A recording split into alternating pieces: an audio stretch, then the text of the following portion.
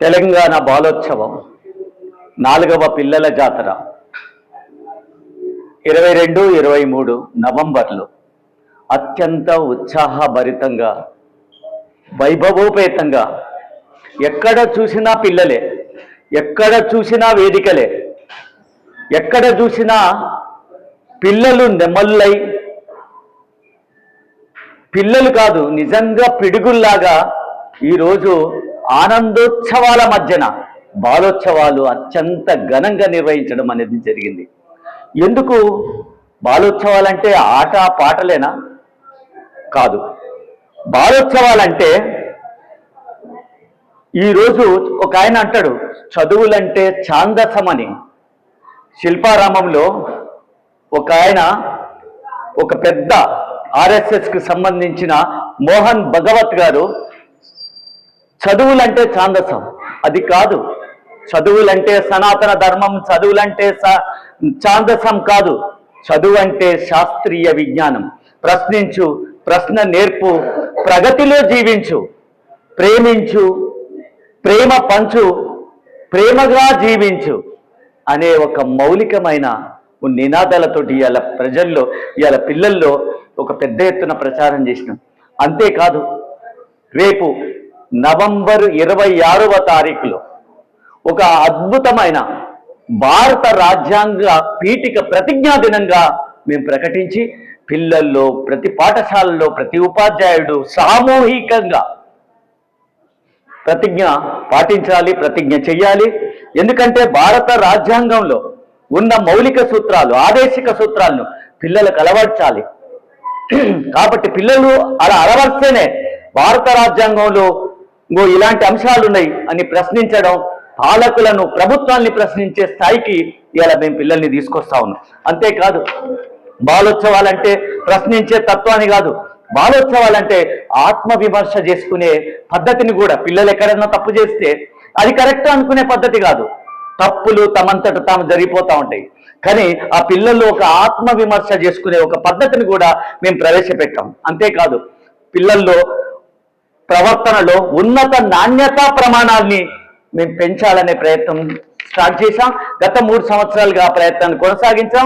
ఇప్పుడు ఆ ఉన్నత ప్రమాణాల సంబంధించిన వాటిని పిల్లలు సాధించారు. అంతేకాదు, ఈసురోమని మనుషులుంటే దేశమే గతి బాగుపడినాయి అన్న గురజాడ కాదు. దేశం ఈరోజు పిల్లలంటే ఉత్సాహంగా ఉండాలి, పిల్లలంటే గెలవడమే, పిల్లలంటే ప్రశ్నించడమే ఒక గెలుపు లక్ష్యంగా ఈరోజు బాలోత్సవాలు అద్భుతంగా జరిగాయి. అంతేకాదు, పిల్లల్లో ఈరోజు మాట మార్కెట్లో ఒక మంత్రం అమ్మ. మాట ఎంత అద్భుతంగా మనం మాట్లాడగలిగితే ఇలా మార్కెట్లో మాట ద్వారా మరో మల్లెల్ని పూయించవచ్చు, మాట ద్వారా ఇవాళ తూటాల్ని కూడా పేల్చవచ్చు.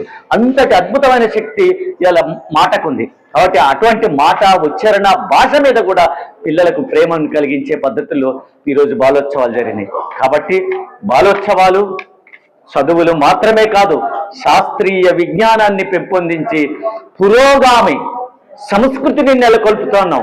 మహనీయుల బాటల్లో, అనేక మంది త్యాగదనుల బాటల్లో బాలోత్సవాలు, బాలబాలికలు నడవాలని, దేశం కోసం, ఈ మొత్తం సమైక్యత కోసం, సౌభ్రాతృత్వం కోసం, సమన్యాయం కోసం పాటుపడాలనే ఒక శాస్త్రీయ దృక్పథంతో ఈ బాలోత్సవాన్ని నిర్వహించాం. కాబట్టి ఈ బాలోత్సవాలకు రోజు రోజుకు ఆదరణ పెరుగుతూ ఉంది.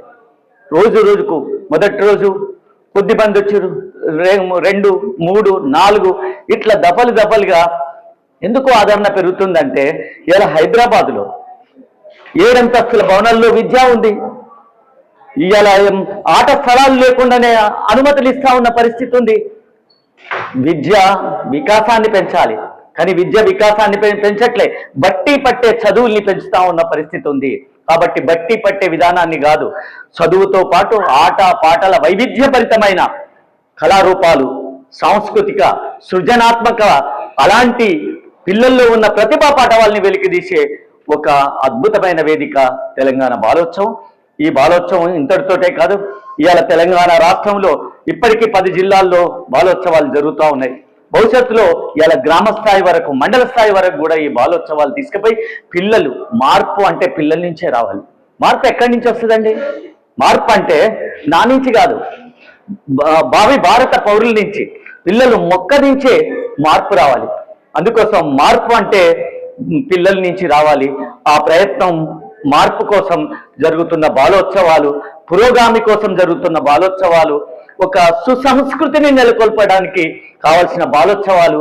అందుకోసం అంత అద్భుతంగా ఆదరణతో ఇలా టీచర్లు, ఉపాధ్యాయులు, అనేక మంది మేధావులు, పిల్లల ప్రేమికులు, అన్నిటికంటే ఇలా భారత్ కాలేజీ ఎన్సిసి సేవా సైనికుల్లాగా ఈరోజు ఒక అద్భుతమైన పిల్లలకు సేవ చేశారు. పిల్లలే పిల్లలకు సేవా సైనికుల్లాగా వర్క్ చేసి తమ సేవా దృక్పథాన్ని ప్రదర్శించారు. వారందరికీ పిల్లల నేస్తాలకు, శ్రేయోభిలాషులకు అందరికీ అభినందనలు తెలియజేస్తూ ఈ బాలోత్సవం జయప్రదంగా ముగిసింది.